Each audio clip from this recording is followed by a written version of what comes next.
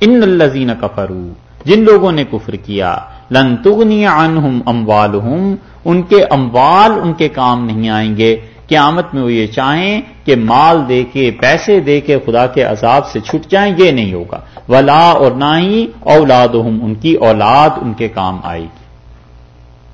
ایک بات رہ گئی بھائی،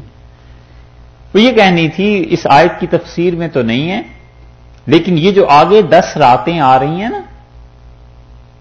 یکم ذی الحج سے 10 ذی الحج تک، ان کے متعلق رسول اللہ صلی اللہ علیہ وسلم نے فرمایا، صحیح احادیث میں آیا، آپ نے فرمایا ان 9 دنوں میں ہر ایک دن کا روزہ 1 سال کے نفلی روزوں کے برابر ہے۔ اور آپ نے فرمایا 9 ذی الحج کا روزہ سنتن قبلہ و سنتن بعدہ، تمہاری زندگی کے 1 سال کے پچھلے اور 1 سال جو آئندہ زندگی میں آنے والا ہے، ان دونوں سالوں کے گناہوں کو معاف کرا دیتا۔ یہ دنوں کے متعلق کا، اور راتوں کے متعلق رسول اللہ صلی اللہ علیہ وسلم نے فرمایا کہ ان میں سے ہر رات کی عبادت لیلۃ القدر کے برابر ہے۔ سمجھے؟ جتنی احادیث لیلۃ القدر کے بارے میں آئی ہیں نا، اسی وزن کی حدیثیں یہ بھی ہیں، یعنی جیسے راوی وہ ہیں ویسے ہی راوی یہ ہیں کہ یہ 10 راتیں، ایک لیلۃ القدر کے لیے اعتکاف میں بیٹھتے ہیں، 21، 23، 25، 27، 29 کو جاتے ہیں نا مسجد میں کہ شاید آج لیلۃ القدر ہو، تو وہ جو 9، وہ جو اتنی 21، 23، 25، 27، 29، 5 میں سے ایک رات آنی ہے، اس کے لیے اتنی محنت، اور جن کے متعلق رسول اللہ صلی اللہ علیہ وسلم نے خود فرمایا کہ بھئی ان میں سے ہر ایک کی عبادت لیلۃ القدر کے برابر ہے، اس میں کیوں نہیں خدا کی عبادت کرتے؟ یہ سوچنے کی بات۔ اس لیے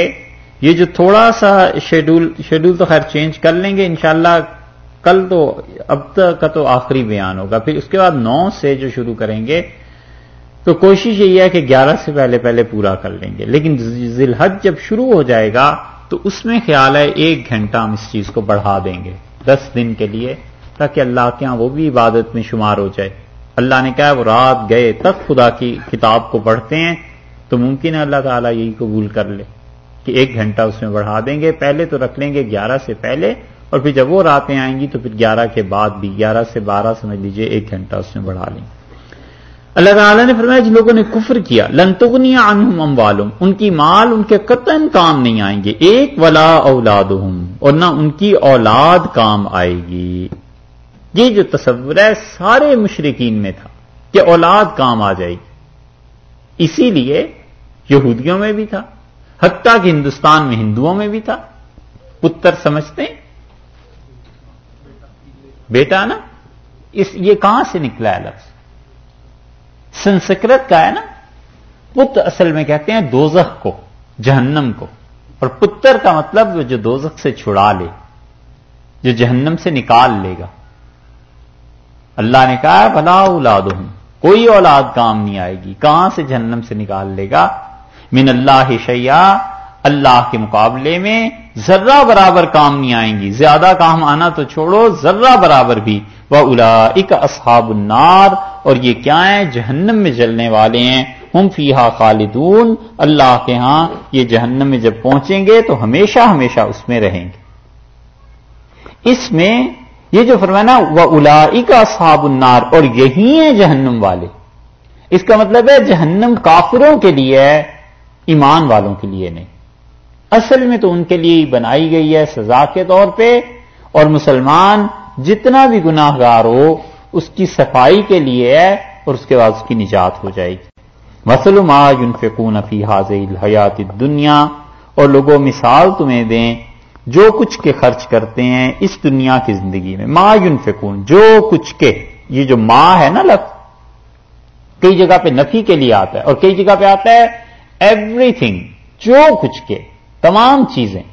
مثل ما ينفقون، ہر وہ چیز جو یہ خرچ کرتے ہیں فی هذه الحیات الدنیا، اس دنیا کی زندگانی میں، کمثل، اس کی مثال سمجھو، کافر جو چیز اللہ کی راہ میں اس دنیا میں خرچ کرتا ہے ایسے ہے کمثل ریح، جیسے کہ ہوا چلی، فیہا سر، اور اس میں شدید سردی تھی، پالا تھا، پالا سمجھتے ہیں کپ پیالہ ہاں تھوڑا سا. اور پالا سردی کورا جم جاتا ہے نا جس ہوا کے چلنے سے. سردی میں نمی اتنی ہوتی ہے کہ آدمی تھوڑی دیر بغیر ٹھہرا رہے تو جیسے کوئی چیز جم جاتی ہے, کلفی جم جاتی ہے جسے کہتے ہیں حقیقت میں فروسٹ. ہاں وہ چیزیں جمنی شروع ہو جاتی ہیں. فیہا سرن, اس میں شدید سردی تھی, ایسی سردی کہ اس میں برف جم جائے. اصابت, وہ پڑی ہے ہوا, حرث قوم, اس قوم کی کھیتی پر, ظلموا انفسہم, جنہوں نے اپنی جان پر ظلم کیا,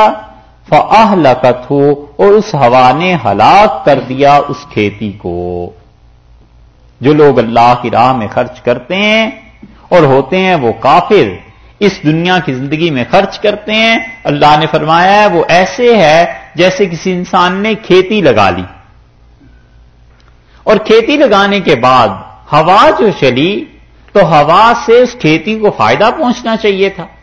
اس فصل کو اگنا چاہیے تھا. آب و ہوا کا اثر ہوتا ہے اس پہ, اور ہوا لیکن وہ ایسی چل پڑی جس میں شدید کوہر تھا, شدید پالا پڑ رہا تھا, شدید سردی تھی, اور وہ جا کر جب لگی ہے اس کھیت کو تو ساری برف جم گئی اور ساری کی ساری فصل تباہ ہو گئی. یہ مثال اس طرح دی ہے, اس کو سمجھے. تو اس نے نیکیوں کی فصل لگانے کی کوشش کی, لیکن جو کفر کی ہوا تھی نا اس کی, وہ جو کفر کا عقیدہ تھا وہ عقیدہ جا پڑا اس فصل کو, اور وہ فصل برباد ہو گئی, تباہ ہو گئی. مثل ما ينفقون فی هذه الحیات الدنیا, اور مثال ان کی جو خرچ کرتے ہیں اس دنیا کی زندگی میں, کمثل ریح, ایسے ہے جیسے ہوا تھی, اور فیہا سر, اور اس میں شدید سردی تھی, اصابت,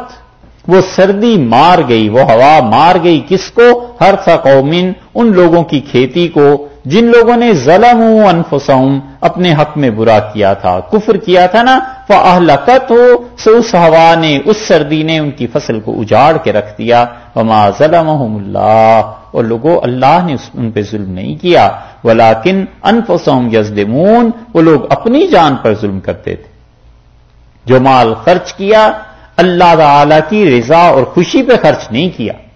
اور جو مال خرچ کیا ایمان کے ساتھ خرچ نہیں کیا, اللہ کی خوشی کے لیے خرچ کرتے تو اللہ کو مانتے بھی تو صحیح.